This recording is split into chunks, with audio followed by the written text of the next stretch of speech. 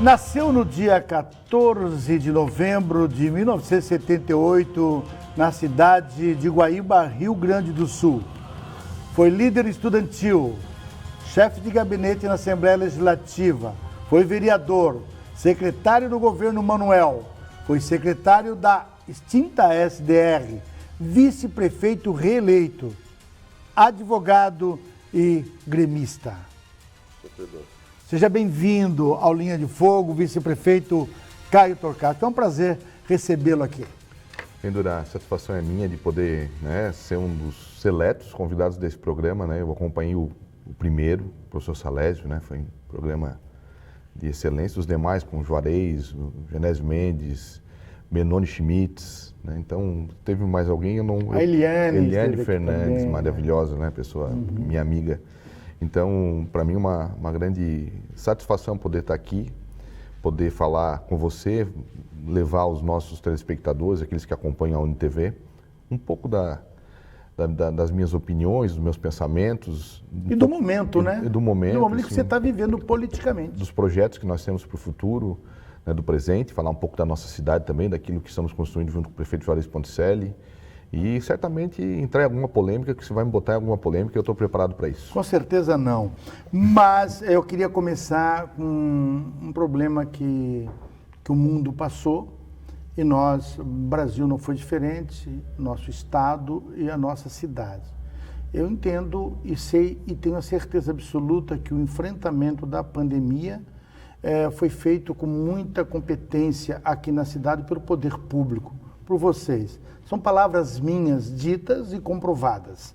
Porém, às vezes, a pandemia, às vezes, o poder público, às vezes, o encaminhamento na política pública de saúde salva vidas. Outras prejudica a economia, porque fecha aqui. Enfim, nesse ano teve de tudo. Qual é a sua avaliação neste momento? Dura, isso foi um grande desafio, você equilibrar as ações de combate a pandemia, e nós enfrentamos algo que ninguém conhecia.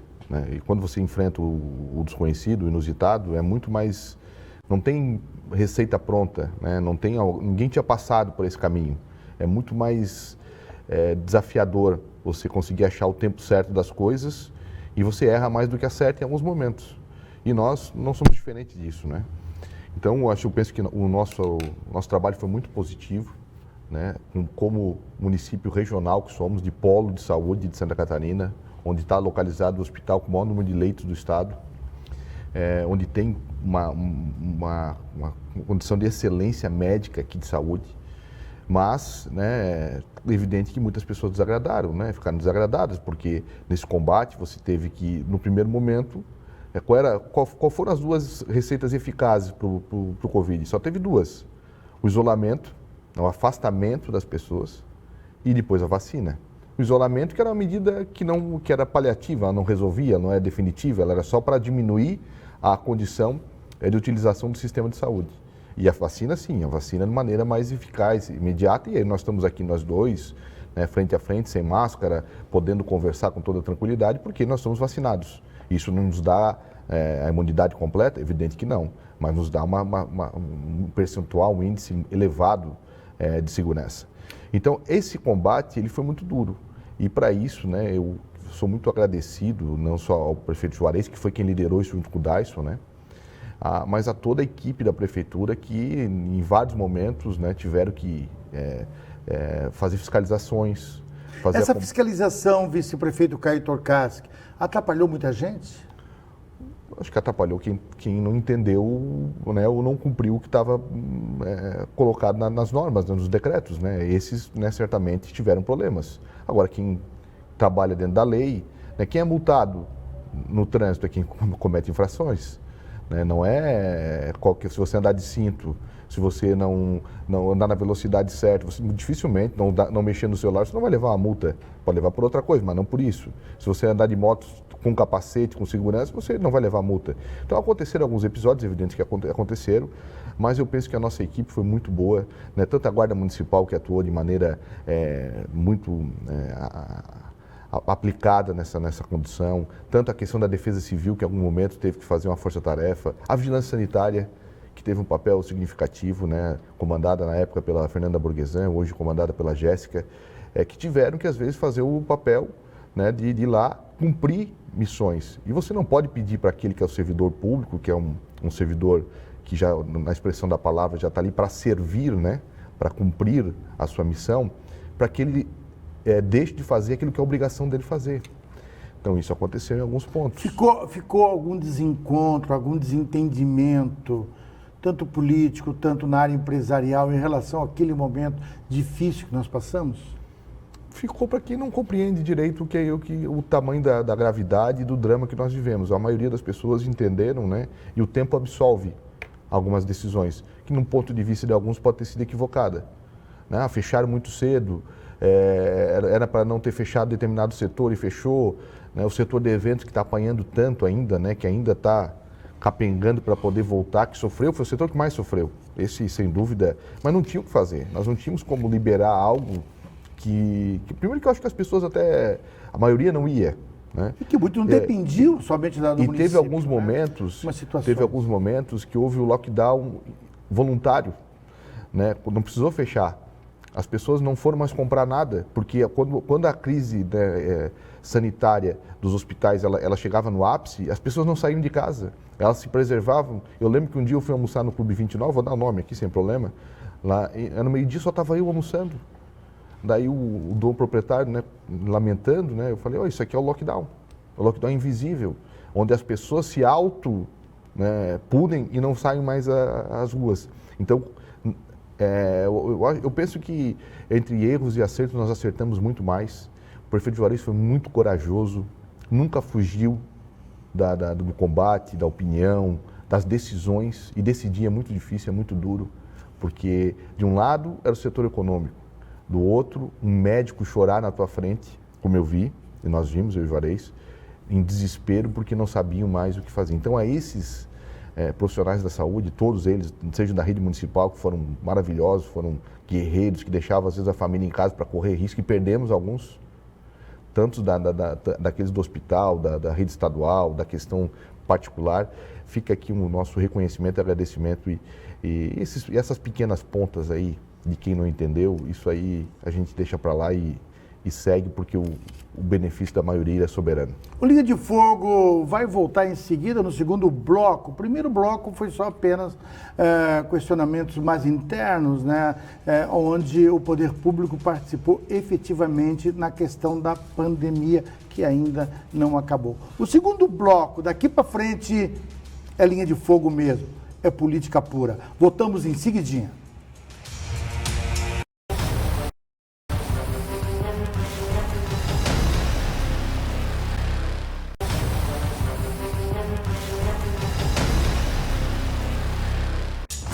Estamos de volta com Linha de Fogo. Agora vou começar realmente a provocar. Agora realmente eu vou perguntar. Mas antes de perguntar, como é que é, Caio? Você foi líder estudantil, foi secretário do governo da SDR, você foi secretário municipal, você atuou como vereador, que hoje uma lei do esporte está aí sendo manifestada nos Jogos Abertos com bons resultados, enfim. Mas a política em si, como começou esse processo político do Caio? O processo político começa quando você nasce, né? Mas efetivamente, após a questão do movimento estudantil, onde é a entrada de todo mundo, é o primeiro laboratório, onde é a primeira experiência. Não, mas quem nasce não escolhe partido. Não escolhe, mas depois decide, né? O pai escolhe. Não, o pai dá direção. Né? Tá o pai bom. dá direção. Às vezes não dá tempo, senão todo filho torcia para o time do pai. Não é sempre assim. Tá. O seu caso é um deles. Então, assim, eu acabei entrando na política propriamente dita na eleição do ano, sempre participando de alguma maneira, em 96, na eleição municipal. Eu era simpático da Stip Mania na época, né? Eu não era do PMDB. E ali comecei a me envolver. O Glauco Caporal foi quem, né, me introduzia ali, através do Alessandro, irmão dele, né? Fui começando a participar da eleição, tomar gosto. E em 2000, eu troquei de time, fui ajudar o Genésio Goulart, que era através do Júlio Cancelheiro. Coloca a foto para mim desse grande líder que nós tivemos aqui. Através do Olha lá. Genésio Goulart, essa foto como deputado na Assembleia Legislativa. Você foi chefe de gabinete dele? Fui chefe, que eu tive essa honra, essa felicidade. Então, em 2000, nós começamos um trabalho com o Genésio, infelizmente não deu certo, foi aquela eleição que foi derrotado por 299 votos, a menor diferença da história de Tubarão, para o STIP daí, né? Perfeito. E aí, né, ajudei na eleição do vereador Ives Tapazol, que se elegeu.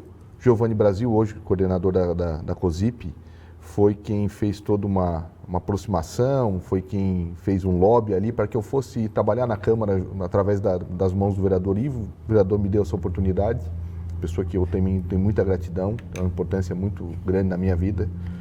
E dali eu fui para a eleição de 2002, o Genésio um dia apareceu lá na Câmara pedindo ajuda, que estava muito atrapalhada a eleição dele, principalmente em Tubarão, ele precisava ir bem em Tubarão para se eleger, era uma eleição do MDB só com candidatos fortes, né? E ele se elegeu daí, foi o contrário, por 39 votos. Ele ficou na frente do Ronaldo Benedetti e foi o 7º deputado eleito pelo PMDB, né? A apuração, ficaram umas urnas para trás da Lagoa da Cigana e uma da Escola Técnica, que deram problemas e foi feito escrutínio manual, né? de votos e tal, então ela tinha que ser contada. Foi a primeira eleição de Genésio Goulart. A deputado. E dali fui a Florianópolis, não imaginava que seria chefe de gabinete, era um desafio, tinha 23 para 24 anos. Comecei ali a aprender, a ter muito relacionamento lá com as pessoas, Djalma Berger, inclusive, com quem depois eu tive a felicidade de ser seu secretário em São José. E em 2006 o Genésio foi reeleito. E aí eu senti que eu já tinha cumprido a minha missão, que era necessário eu, né, seguir. Eu estava terminando a minha faculdade, eu queria advogar. E fiquei apenas no gabinete cuidando dos processos que o Genésio tinha jurídicos, né? O Genésio, em decorrência da prefeitura, ainda tinha aquela questão da velha tema lá da Ponte da Madre e outras coisas mais. E em 2007, por aí, nós precisávamos ter um candidato jovem aqui do PMDB. A ideia inicial era o Alexandre Moraes, que era o presidente da juventude e tal. E eles me convenceram lá na casa do Marivaldo ainda, do procurador, que o melhor candidato naquele momento, né, era eu, porque eu tinha mais condições, eu estava na evidência, eu conhecia e tal. E acabei aceitando e em 2008 eu disputei aquela eleição de 10 vagas, você já disputou, você sabe, disputou a mesma também, disputamos juntos. Muito difícil, né? Eu não morava aqui, falando de maneira própria, né? Eu conhecia a cidade, claro. Isso foi 1.800 votos? 1.850. E fiquei 30 atrás do Ivo. Que bom que fiquei atrás dele, né? Porque seria uma tragédia completa se eu não me elegesse e ele também não. E aí acabei indo para São José, porque fiquei na primeira suplência, né? E fui para São José através de um convite do Djalma. O Djalma tinha sido eleito prefeito lá. E virei secretário de administração, porque não era para ser isso, era para ser outra coisa. Acumulei secretaria de governo e chefia de gabinete junto. Quer dizer, virei um super secretário lá numa cidade que eu não conhecia direito. Mas cachorro com fome, quando você está com necessidade, você precisa se inventar e trabalhar. E fui lá e fiquei 1 ano e 3 meses até que aconteceu do afastamento do vereador Maurício. E eu vim a Tubarão para assumir daí em 2010, em março de 2010, a cadeira de vereador, de forma definitiva, coisa inédita, acho que não lembro de outro caso na história da cidade que alguém tenha conseguido isso. É evidente que eu não tive participação no afastamento do vereador Maurício, mas eu disse isso na época da posse, que feliz eu fiquei, porque era aquilo que eu tinha tentado em 2008, né? E felizmente a vida me aproximou do Maurício, hoje ele é o nosso presidente da Fundação de Educação, né? A gente conseguiu se alinhar, porque é uma pessoa muito competente, inteligente, que tem né, é o vereador mais vezes eleito nessa cidade, então é uma história que tem que ser respeitada. E dali eu entrei na oposição, meio que dando umas espetadas no Manuel, nosso líder, e um dia o Manuel me chamou e falou, olha, eu vejo que você bate muito no esporte, que você fala bastante disso, por que você não vem me ajudar? Coloca essa foto que ele falou o nome, prefeito Manuel Bertoncini. Olha lá. E dizer, não, saudade dele, de Genésio, né, mas o Manuel era difícil dizer não para ele. São duas lideranças políticas que entraram na sua vida e que te reporta hoje como político olhando para o retrovisor? Sim, cada um com as suas características, né? O Genésio é a pessoa mais humana que eu conheci do ponto de vista de ter uma luz, uma energia, uma capacidade de chegar nas pessoas, né? Ele era carinhoso, o Genésio era bondoso, né? O Genésio, ele tirava o que ele tinha para dar para os outros. E por isso que a família paga até hoje, inclusive, né? Muitas vezes mal compreendida, até pela forma simplória de fazer as coisas, né? Às vezes não seguia a cartilha da lei, mas não para se beneficiar, nunca. Nunca viu o Janés se beneficiar de nada. Então, um homem extremamente correto, honesto, mas que acabou sendo vitimado por um problema, né, degenerativo, né, que afastou ele da política. E no primeiro momento eu até peço até perdão às vezes, porque parecia um desvio de caráter até. Ele começou a mentir muito, a não cumprir os compromissos, que sempre foi uma característica dele. E depois, né, o diagnóstico fez com que a gente entendesse tudo aquilo que estava acontecendo e a forma, né, tão demorada que a doença levou. E o Manuel era o homem da firmeza, da opinião forte, de falar aquilo que pensava sem ter medo da consequência e nem se os outros iam gostar ou não. Então, um homem extraordinário que eu aprendi muito, muito mesmo. E nessa passagem como secretário eu aceitei, me custou a saída do PMDB, serviu ao governo Manuel. O PMDB não aceitou, me deu uma carta lá me dando 30 dias 72 horas para sair do cargo, senão ia abrir um processo de expulsão com infidelidade partidária e tudo mais. Só que foi só por algum tempo que daí veio o PSD, nasceu, né? O PSD estava sendo fundado e através do João Rodrigues e do Zé Ascari eu fui convidado para entrar no partido, né? Junto com o Jairo Cascais, junto com outras, né? O PP Colasso, que na época também se filiou. Nós criamos o PSD aqui em Tubarão e aí no PSD em 2012 eu disputei a outra eleição de vereador e aí consegui a vaga diretamente, né? Foram 1.235 votos naquela outra eleição.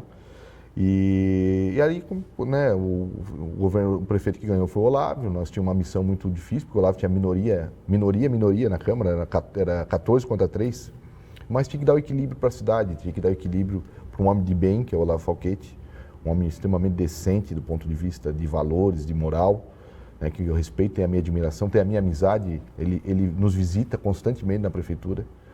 E aí, dali, fui para a Secretaria Regional, né, através teve a eleição do Dário Berger, do Raimundo Colombo no meio disso, e acabei sendo secretário regional, como você já foi também. Agora, por que o senhor deixou o PSD, o partido que lhe colocou como vice-prefeito, que lhe colocou como vereador, e agora o senhor deixa o PSD e está indo e foi para o PL? Mas por quê? Por que o senhor deixou o PSD?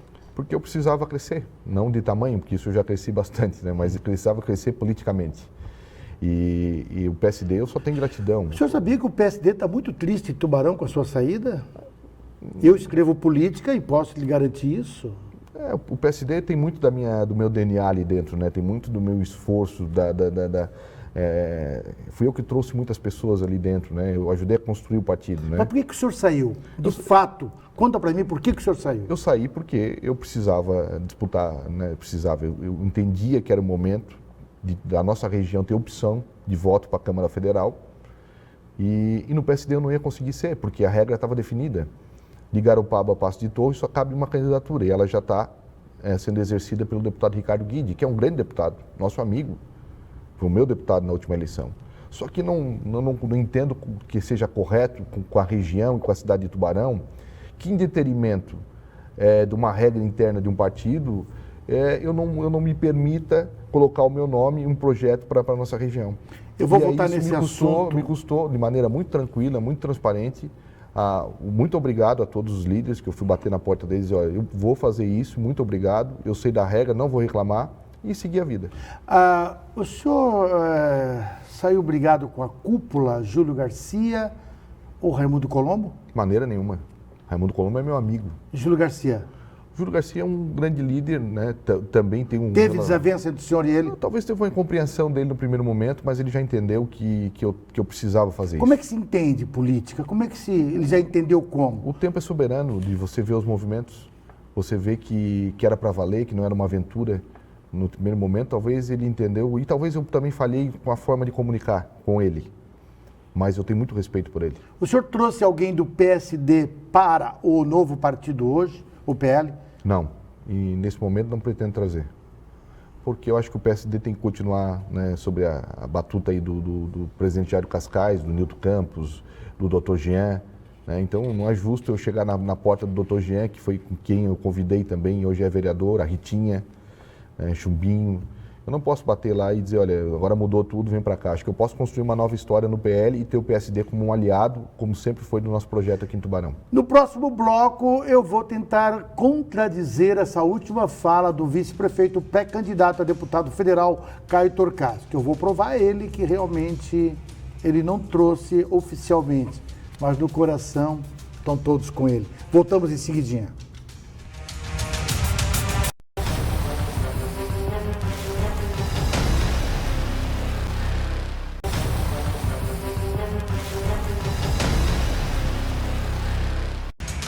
Estamos de volta com Linha de Fogo hoje, conversando com o vice-prefeito Caio Torcas, pré-candidato a deputado federal pelo PL nas próximas eleições.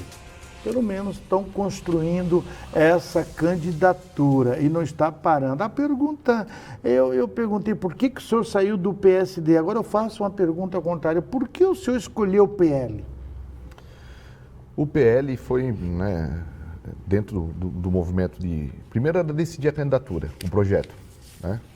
O segundo era saber que dentro do PSD não era possível. Então, essa segunda decisão foi vencida. A partir daí, eu precisava, claro que tem tempo, porque se teria até março do ano que vem, de 22, para escolher um partido, porque a legislação diz que 6 meses antes você precisa estar afiliado. Mas não tem como você bater numa porta de uma casa. Seu Dura, eu sou candidato a deputado federal e eu vim aqui pedir o teu voto já, para o ano que vem e tal. Você vai me perguntar, tá, mas qual é o teu partido? Eu vou dizer, não, o partido eu não sei ainda. Então, é a primeira condição.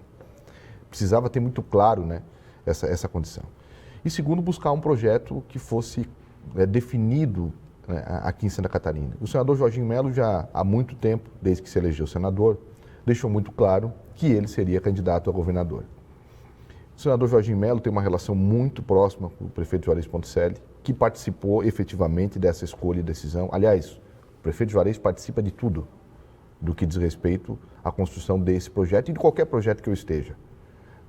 Eu costumo dizer que, e falei isso lá em Capivari, numa reunião lá, no filme tem o protagonista e o coadjuvante. O Juarez é o protagonista.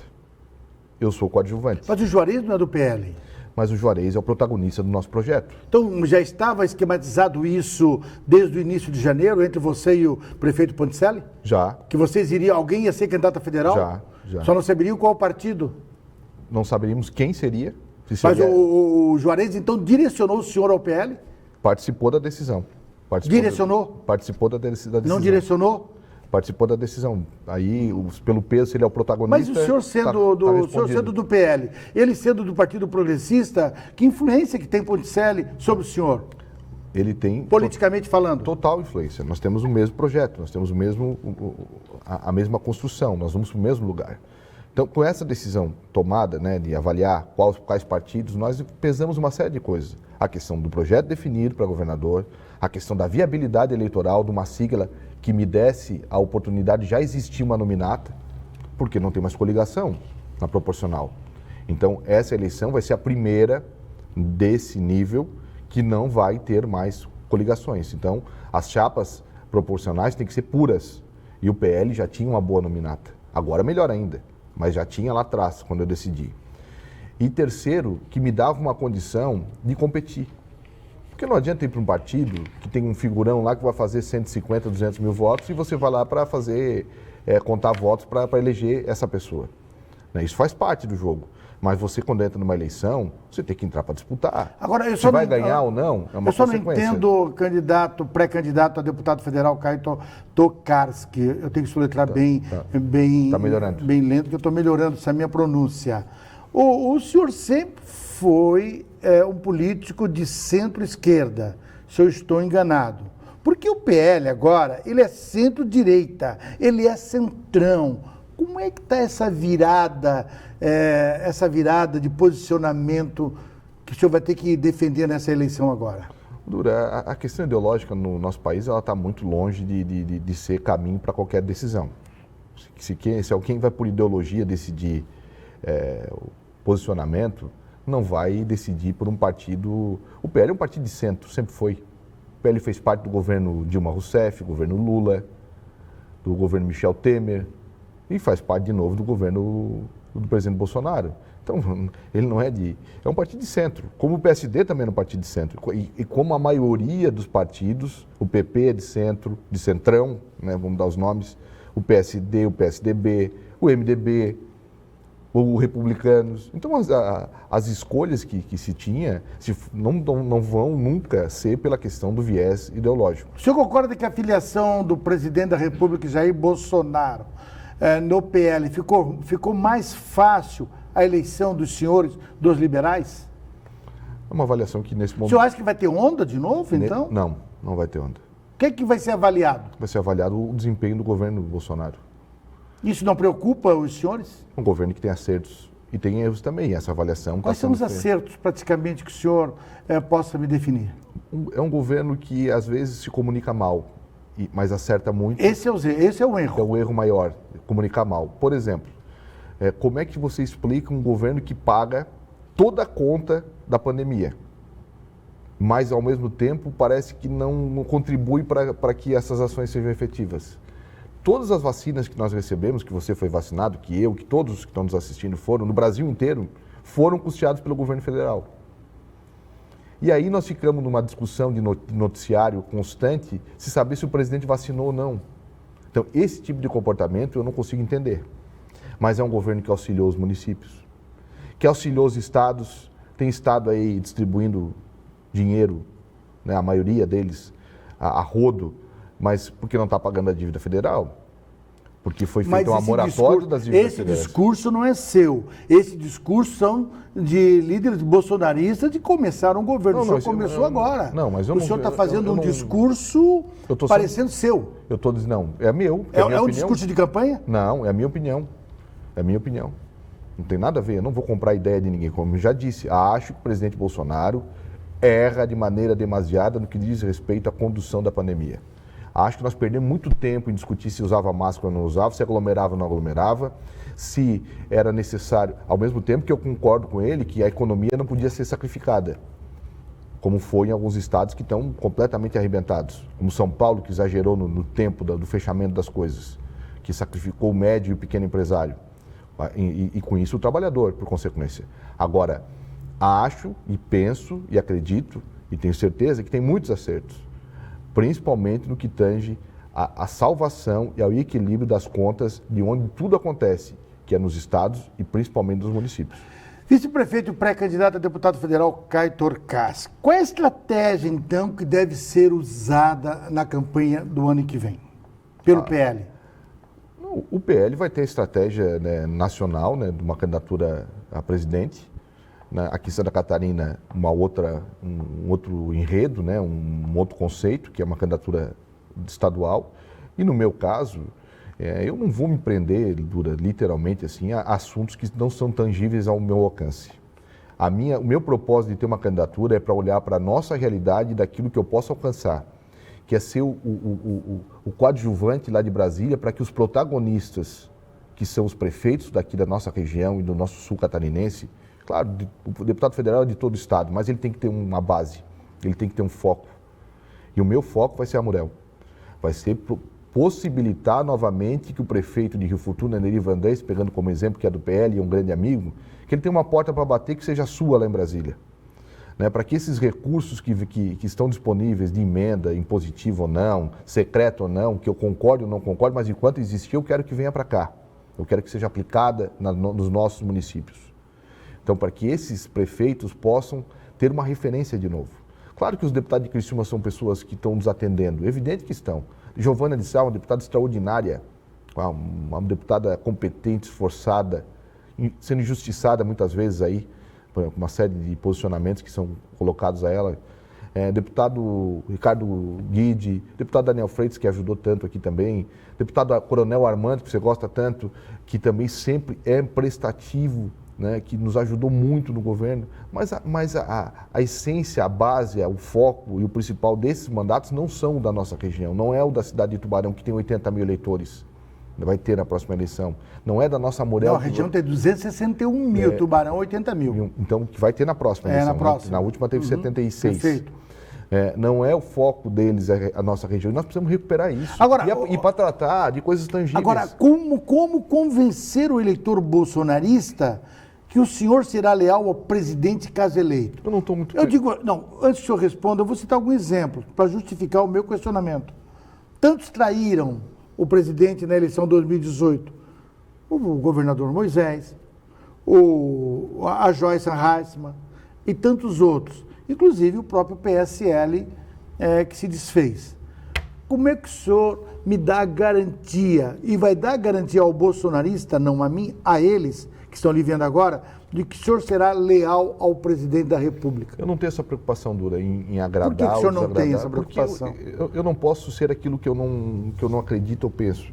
Eu vou ser bolsonarista naquilo que eu entender que o presidente Bolsonaro acerta. Agora, eu não vou ter nenhum tipo de constrangimento se ele for o presidente, digamos que aconteça essa conjunção de fatos aí, e eu ser um deputado federal, que daqui a pouco vai votar em outras situações pontuais, dentro daquilo que eu acredito, eu posso votar contra. Né? Mas eu não vou fazer...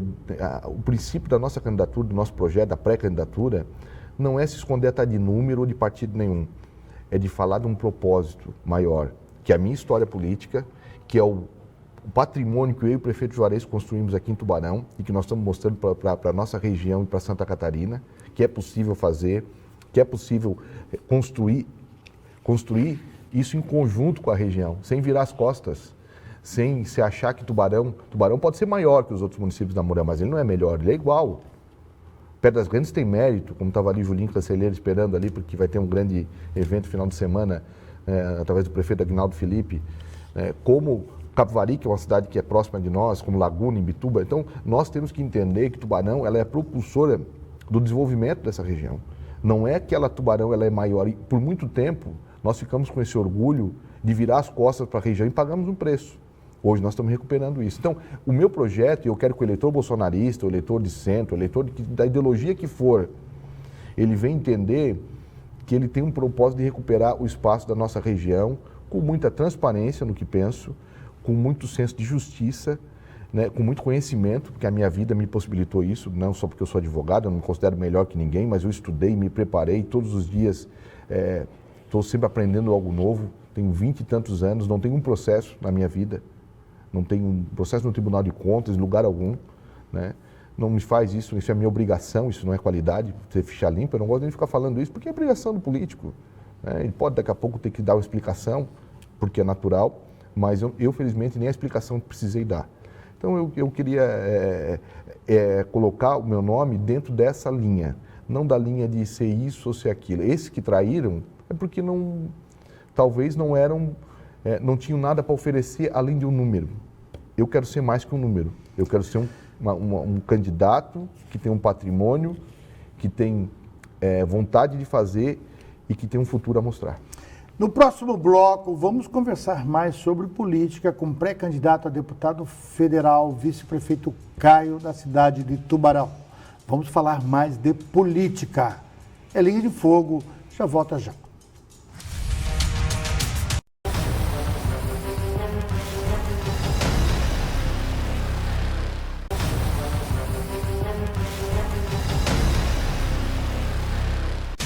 Linha de Fogo está de volta. Mais do que nunca, nós temos que realmente falar, perguntar, e cabe ao meu convidado responder. Caso Bolsonaro, vice-prefeito Caio, não estivesse no PL, o senhor votaria nele? Não votaria nele? Não. Caso Bolsonaro não estivesse no PL, o senhor votaria nele? O ano que vem? Poderia votar, eu não sei qual o cenário que poderia votar? Poderia votar, por que não? É um cenário que eu poderia, não é a condição do partido que vai me fazer, né? Eu vou repetir, o presidente Bolsonaro, dentro do cenário que está colocado, nós temos hoje candidaturas postas do governador de São Paulo, João Dória, uma candidatura que eu torcia muito pelo Eduardo Leite, acho que era um fato novo na política, diferente, trazia, né, um ingrediente do jovem preparado, qualificado, que passou por uma boa trajetória, e além de ser do Sul, que eu sou muito bairrista em relação a isso, eu acho que isso, não só o local que a pessoa está, faz com que eu decida, mas ela ser qualificada e ser do Sul, ela levaria a minha simpatia.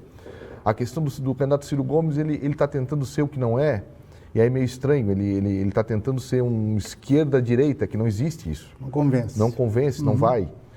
O presidente Lula, que é o líder da pesquisa, é algo que nós vamos, né, voltar para um passado, né, que talvez que teve acertos e erros também, né, que o país, né, se equilibrou, se desacertou em algum ponto, que teve muitas máculas do ponto de vista de transparência e de apuração desses fatos, mas é um pouco, já um homem já com uma idade muito avançada, né, que talvez não seja o que o país precisa para continuar nessa divisão. O ex-juiz Sérgio Moro é um candidato que é o que menos me agrada desses todos aí. Ele conseguiu ser tendencioso, na minha opinião, jurídica, não política, na condução da Lava Jato. A qualquer preço não se pune ninguém, se pune com as normas, com as leis, não é a qualquer preço. O país pagou um preço muito grande do ponto de vista econômico, porque estava alicerçado numa infraestrutura bancada pelo Estado. Pune as pessoas, mas não quebra as empresas. Então tinha que continuar a corrupção, não, evidente que não. Ele estancou a corrupção. Estancou e parou de acontecer, e estancou a preço de quanto? De cidades? Parou de acontecer porque o governo Bolsonaro, segundo me consta, não consta a corrupção das grandes, pelo menos que a gente saiba. Mas não se tem notícia, e não estou dizendo o presidente da República não tem como saber então o que adiantou a Lava Jato. Não, adiantou a conduta do presidente Bolsonaro, então. Também. Porque a corrupção continua acontecendo em outros lugares. O que eu quero colocar é que a forma de apurar não pode ser de qualquer forma. Não estou dizendo que eu sou favorável, longe disso. Agora, você não pode quebrar um país e quebrar cidades como Rio Grande, no Rio Grande do Sul, onde uma cidade que está miserável hoje, porque foram 13 mil desempregados, porque estava alicerçada num setor só. Então, você tem que ter a responsabilidade de apurar, de punir, né, o seu Marcelo Odebrecht, sem de uma maneira de que quebrar a Odebrecht. A Odebrecht tem que continuar funcionando. Agora, o dono tem que ser punido, os responsáveis têm que ser punidos. Né? E tem que ser dentro do rito da lei, para não acontecer o que está acontecendo agora, todo mundo sendo anulado, e o cidadão que está em casa não consegue entender isso. O porquê que juridicamente as condenações estão sendo revertidas. Mas as pessoas que estão em casa estão olhando politicamente, não juridicamente. Pois é, mas ele, como juiz... E hoje ele está politicamente. Exatamente, mas ele já era político naquela época, porque ele, como juiz, não tinha o direito de errar juridicamente. Se ele já era juiz, por que Bolsonaro convidou ele para ser ministro? Ele foi preparado para isso. Então ele aceitou ser ministro. Por quê? Por uma ambição pessoal. Foi lá, participou do governo, daqui a pouco sai gravando. Então aquele que sai atirando para tudo que é lado, quer dizer... O senhor já está fazendo um jogo muito interessante, bem bolsonarista. Não me agrada. O senhor já está no caminho certo. O senhor está com boa média dentro do bolsonarismo já, porque está fazendo o mesmo discurso do Bolsonaro. Eu não estou fazendo o discurso do Bolsonaro. Aliás, porque o PL, o Bolsonaro está no PL, o senhor tem que fazer esse discurso. Não, mas também por isso, mas eu vou dizer que o Bolsonaro, a continuidade desse governo, seja o mais seguro para o país. Talvez não seja o melhor. Talvez eu, no meu perfil político, no meu perfil técnico, eu preferiria um outro perfil. Mas desses que estão colocados, o presidente Bolsonaro é o que me traz mais segurança nesse momento para votar. Não que concorde com tudo, eu não concordo com tudo. Agora, acho que tem uma boa gestão de infraestrutura no ministro Tarcísio de Freitas. Acho que tem uma boa gestão no que diz respeito à economia com o Paulo Guedes, mesmo que ainda a economia esteja... A ministra Maria Tereza. A ministra Maria Tereza da Agricultura, o agronegócio nunca foi tão bem no Brasil. Precisa-se de ter alguns focos que às vezes faltam ao presidente. Vamos fazer uma suposição. Por exemplo, se caso Bolsonaro não vá para o segundo turno na eleição do ano que vem, fica Lula e Moro no segundo turno, quem você votaria? Olha, é uma decisão muito difícil essa. Muito difícil. É linha de fogo. É linha de fogo. Eu não voto no Moro de jeito nenhum. Votaria no Lula? Votaria no Lula. Mas o Lula é o antagônico. É completamente contra hoje o processo. A eleição está bipolarizada. E entre Lula e Bolsonaro. Eu não votaria não pelo que ele fez com o Lula. Não por isso. Porque ele fez com o Lula, ele foi o juiz, o magistrado. Mas principalmente pela forma que ele saiu do governo Bolsonaro. O senhor tem um posicionamento, deu uma entrevista para mim recentemente, e um posicionamento muito forte. Deu uma declaração... Torço, assim, aos que estão me acompanhando, torço para que essa desgraça não aconteça. Eu jamais vou anular o meu voto e jamais vou ficar em cima do muro. Talvez seja uma desgraça para o senhor, mas para muitos telespectadores, não. E eu respeito. Aqui eu estou falando da minha opinião, né? Por isso que aqui é linha de fogo e rebate. O senhor deu para mim uma declaração de voto ao candidato Pepe Colasso, que é pré-candidato a deputado estadual pelo Progressista. Por que o senhor fez isso? Porque eu me posiciono. Talvez a maioria das pessoas nessa pergunta que você fez anterior, do Lula contra o Moro, elas iam dizer que anular o voto e ficar em cima do muro. Eu não anulo o voto porque eu acho um gesto de covardia. Acho que todas as pessoas que anulam o voto, elas estão contribuindo para que alguém ganhe. Então, por isso, né, quero deixar isso muito claro. Mas torço que isso não aconteça, de verdade. Mas entre essas duas escolhas que você colocou anteriormente, para terminar o assunto, pela postura que teve em relação à saída do governo Bolsonaro com gravação, eu não confio em homem que grava alguém. Não, mas isso está voltando, eu estou indo para frente. Mas eu quero só terminar. Mas justificar o justificável. Sim. A opinião é sua, do telespectador é outra. Sim, mas só para deixar muito claro. Vamos direto ao Pepe Colasso. Pepe Colasso por quê? Porque eu me posiciono, acho que é um candidato de Tubarão, que se colocou primeiro, já disputou a eleição, se credenciou na eleição passada, 2018. Ele tem feito uma construção de candidatura dentro do Partido Progressista. É o candidato do nosso governo, candidato oficial do nosso governo. Mas vai ter outros candidatos que vão vir aqui, que o prefeito que foi ajudou o prefeito, que tem gratidão. É evidente que tem.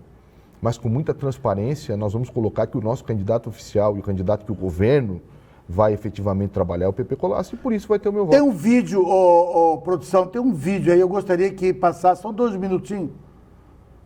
Vamos lá. Eu quero cumprimentar o meu amigo Dura, Haroldo de Oliveira, de maneira toda especial, o nosso amigo Caio Torcaschi, vice-prefeito do Tubarão.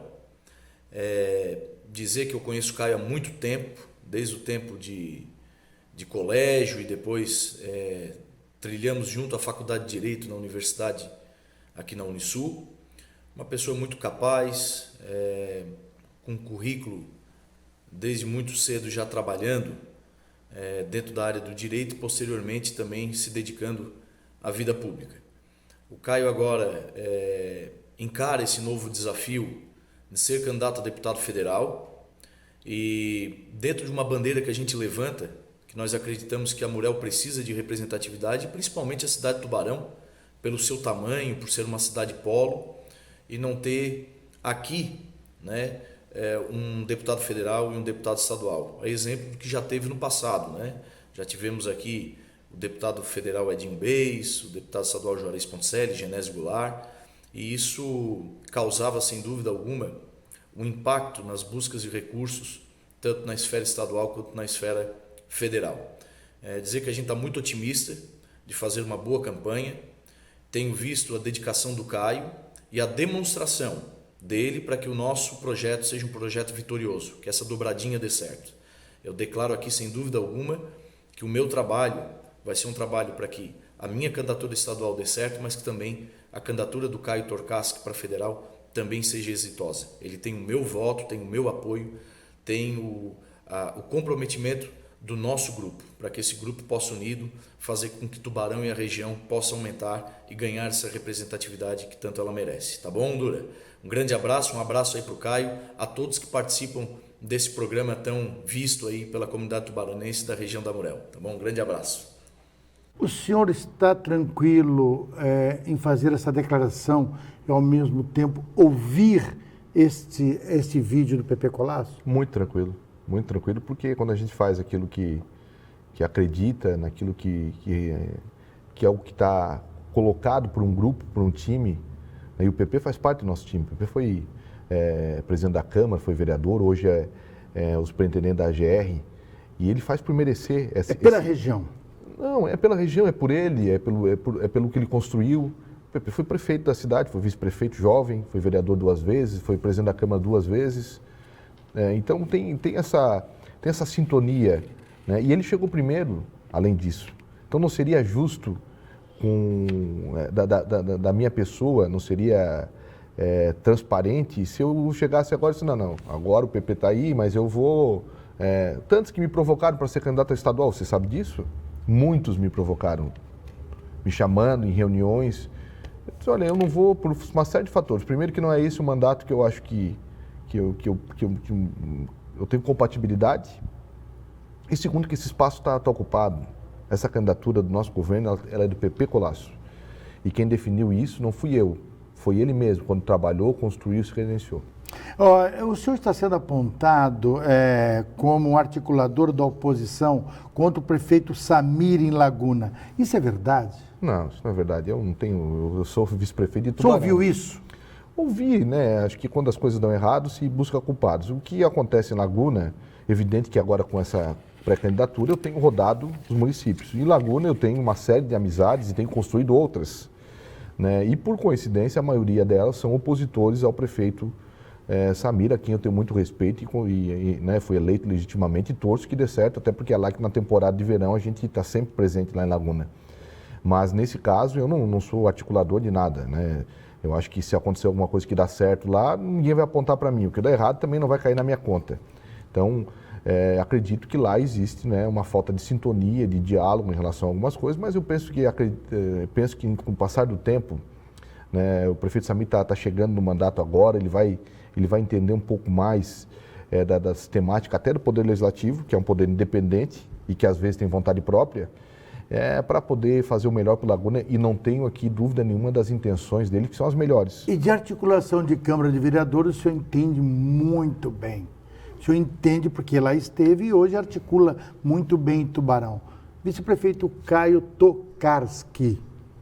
Acertei. Acertou. Suas considerações finais neste programa, que eu gostei muito desse bate-papo sincero, desse posicionamento que o senhor tem, desta firmeza nas suas colocações.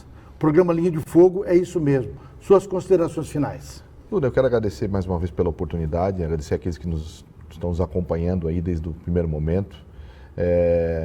Dizer que tudo que eu coloquei aqui é o que eu penso, é o que eu acredito. Eu não vim aqui para florear, para esconder, para fugir. Não é a personalidade não é essa. Dizer que esse é um desafio imposto. Quero agradecer muito a minha família pelo apoio, né, pela retaguarda, por estar sempre presente, né? E dizer que eu penso e acredito no sistema político onde nós primeiro olhamos o que está perto da gente para definir o que a gente quer. Depois, se alinhou com o que está lá em cima, ótimo. Se não, vamos ponderar, né? Nós não podemos decidir uma candidatura de federal, de estadual, pelo presidente da República. Nós temos que ter muito, né, respeito. Né? Agora, não pode se qualificar um projeto apenas por um número, seja qual for, seja da esquerda, da direita, do meio, de onde for. E sim por aquilo que está perto, daquilo que a gente pode cobrar depois, que não vai nos envergonhar. E outra coisa, mandato político não é autoescola. Mandato político não pode ser dado para quem quer aprender a fazer política. Porque vai dar um tempo, as coisas não vão acontecer e as pessoas vão se frustrar. Tem que ser uma série de fatores que tem que ser avaliada: a conduta, a história, a capacidade, né? Se está preparado ou não, se tem, né, a vida ilibada ou não, e se serve para atender a região ou não. E é para isso que eu estou colocando o nome junto com outros candidatos, evidente que vão ter. Eu não disputo contra ninguém a eleição. Tem 16 vagas lá em Brasília, de Santa Catarina.